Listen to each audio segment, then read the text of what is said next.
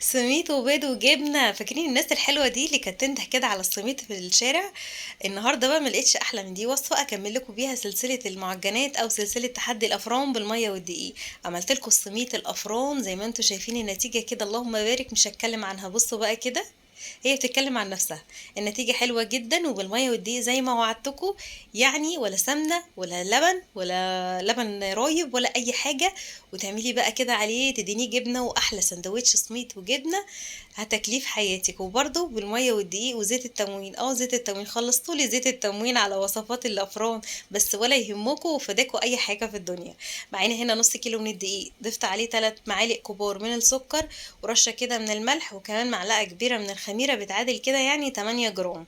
وأقلب كده كل الكلام ده مع بعض، وهنزل عليه بكوباية من المية. واقلب كده الاول، هي طبعا هتحتاج معايا ميه كمان، بس انا عايزه انزل بالميه تدريجي زي ما تعودنا من اول ما بدأنا سلسله المعجنات. هننزل بالميه بالتدريج، او يعني بننزل الميه بالاول بعد كده ايه الدقيق بالتدريج.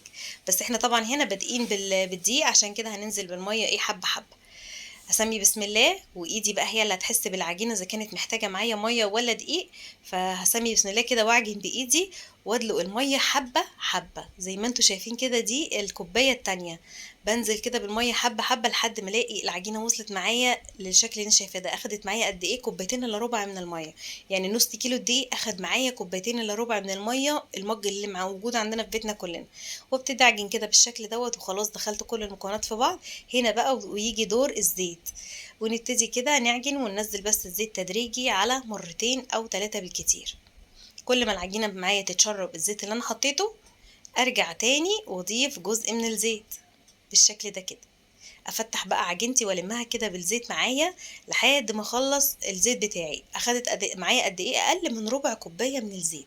يعني الربع كوبايه كمان كتير عليها، هو ربع كوبايه يعني ممكن كده تقولي 3 4 معالق زيت بالكتير. انا بقى بصراحه ما بعرفش اعجن في البوله، فرشيت رشه كده من الدقيق، وهنزل بقى على الرخامه كده. وهي هنا معايا بتلزق شويه، طبعا هي محتاجه رشات كده من الدقيق. فهبتدي اعجن كده وانا بخدمها، هرش عليها رشات من الدقيق. كل ما الاقيها بتلزق معايا في الرخامه اديها رشه من الدقيق. ولو انت ايدك وجعاكي بقى وما عندكيش عجان وبتشتغلي زي حالتي كده، ربنا يكرمنا كلنا باذن الله ونجيب العجان. وايدك بتوجعك وانت بتعجني على ايدك، سيبيها بقى كده وارجعي لها تاني. يعني سيبيها دقيقتين 3 وابتدي ارجعي لها تاني عجني فيها. مش تاخد معاكي وقت، يعني حوالي 10 دقايق لحد ما توصل معاكي للقوام اللي انت شايفاه ده، عجينه مفتوحه وجميله وملساء.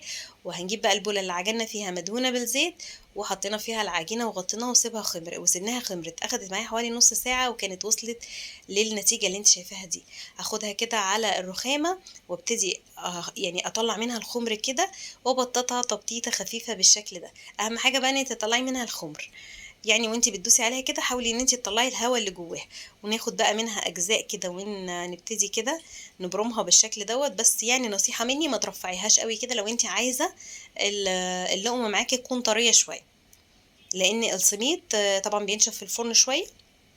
فلو انتي عايزة السميطة بتاعتك تكون طرية، ما ترفعيش قوي البرمة بتاعتك، يعني خليها كده هي كفاية قوي كده من غير ما تدوسي عليها كمان. ده طبعا حاجة ترجعلك، لو عايزاها بقى تكون مقرمشة كده شوية فاعمليها رفيعة. بصي بقى اول حاجة هنعملها وهي سميطة الضفيرة. بصي بقى زي ما انت شايفة كده، باخد 3 اجزاء يكونوا مقاس واحد او طول واحد. والاول من الفاصل فوق ببتدي اضمهم على بعض، وابتدي بقى اضفرها بالشكل اللي انت شايفاه دوت. وهي كده خلصت معايا، ابتدي بقى اعملها كده، والناحية دي هنقفلها بالشكل اللي انت شايفاه ده بطرف صوابعك. ويلا بينا بقى كده وعلى الصاج، ونفردها كده بالشكل ده. بقت كده جاهزة معايا. ويلا بينا بقى نعمل نحط عليها بس السمسم كده بالشكل دوت. وغطي بقى عجينتي علشان ما تنشفش معايا، لان طبعا الشغل بياخد وقت، فانا مش عايزة العجينة تنشف وانا شغالة بيها. بصي بقى هنا معانا سمسم، تقدري برضو تعملي الطريقة دي ان انتي تاخدي كده قبل ما تحطيها في الصاج، تاخديها تلفيها وبعد كده تحطيها في السمسم، وكمان تبرميها عشان تقفليها. اهم حاجة الحركة اللي انا بعملها بطرف صوابعي دي علشان اقفل الوصلة بتاعتنا او الفتحة. وهنا كده عملت الدورية. يلا بينا بقى نعمل الشكل الاشهر يعني للسميط، اللي هو بيبقى كده داخل في بعضه دوت. باخد بس كده القطعة الاول بدورها، والقطعة التانية بعملها كده في النص، وجزء كمان واعمله في النص دوت. بس بخلي الطروف من تحت عشان يبقى شكلها كده متناسق وحلو. بصوا بقى غيرت لكم كده زاوية الكاميرا عشان ابين لكم اكتر. برضو دي طريقة، يعني هو بص الفيديو بيشرح نفسه، انا مش هقدر ايه اتكلم او اشرح لكم بالكلام، هو بيشرح نفسه. دي برضو شكل تاني، وطريقة تانية برضو تعملي بيها الشكل السميت اللي هو المتعارف عليه. هوريكي دلوقتي برضو الضفيرة تاني بس على اتخن شوية. وعايزة اقولك على حاجة، التخينة ديت هي اللي طلعت معايا طرية، انما الرفيعة كان معايا ناشف شوية بعد السوا، فدي حاجة ترجعلك. بصي بقى كده بتبتدي تبدلي 3 اطراف مع بعض كده، كلنا عندنا بنات طبعا وعارفين الضفيرة دي تتعمل ازاي. يلا بينا بقى كده، خلاص خلصتها، اقفل بقى الطروف واقطعها كده عشان تكون شكلها متساوي، ويلا بينا ندورها ونضغط كده على الطرف علشان نخليه يلزق في بعضه. وهنا بقى سبته خمر معايا، كل الاشكال بتاعتي خمرت. مش هتاخد معايا وقت، عايزه اقولك مع اخر واحده كده انت بتكوني اصلا اللي قبلها كله خمر. جبت كده نص كوبايه من الحليب وحليتها بمعلقتين من السكر. لو ما عندكيش حليب تقدري برضو تستخدمي ميه بسكر، مش هتقول لا. لو ربنا كرمك بقى كده وعندك صفار بيضه، يلا بينا اشتغل، يلا بصفار بيضه كده، بس حطي عليها كده رشه من الفانيليا او رشه من الخل عشان تشيل معاكي الزفاره. وهتخلي بقى معاكي كده السبيت بتاعك بيلمع وشكله حلو قوي بعد ما يطلع من الفرن. بس بصراحه بقى انا النهارده اشتغلت بابسط الخامات، حبه لبن كده من التلاجة وحطيت عليهم سكر، لو مش موجودين عندك كمان تقدري تعملي ميه بسكر. بتدخل بقى على درجه حراره عاليه في الاول، يعني علي درجه حراره الفرن على 250 وخمس دقايق كده بس، وروحي ايه موطيه هدي النار شويه عليها، يعني مخليها كده لحد 200. ولو ما لقيتي انها اخدت لون من تحت ولسه الوش ابيض، في الوقت دوت تفتحي عليها الشوايه وانتي واقفه قدامها ولحد ما تاخد معاكي اللون الحلو ده. لحد هنا كده وتقدري تستكفي. لو عايزه بقى تدهنيها دهنه من الزبده زي ما انا عملت عشان تغني اللقمه، يلا بينا اعملي كده لو موجود عندك الزبده.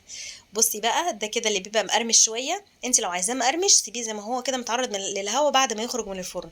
اما بقى لو حباه طري شويه فغطيه كده بكيس بلاستيك وفوقيه فوطه، وسيبيه يهدى براحته خالص ويبرد، وهو البخار بتاعه بيحتفظ بيه وبيطلع معاكي طري زي ما انت شايفه كده. اللي انت عايزاه بقى اعمليه، حابه بقى المقرمش تعملي السميته تكون رفيعه بالشكل دوت وما تغطيهوش، حباها تكون طريه اعملي شكل الضفيره ديت بتكون طريه وحلوه جدا معاكي، تدهنيها بقى جبنه وتاكلي احلى سميطه بجد، طعمها حلو قوي قوي قوي، النتيجه تحفه. وكله بالميه والدقيق زي ما وعدتكم، ولسه مكملين باذن الله. فكروني انتوا بس، فكروني كده ايه وصفات الفرن تاني لسه ما عملناهاش. ودي بقى اللي احنا عملناها تكون مقرمشه. لو عجبك الفيديو ما تنسيش اللايك.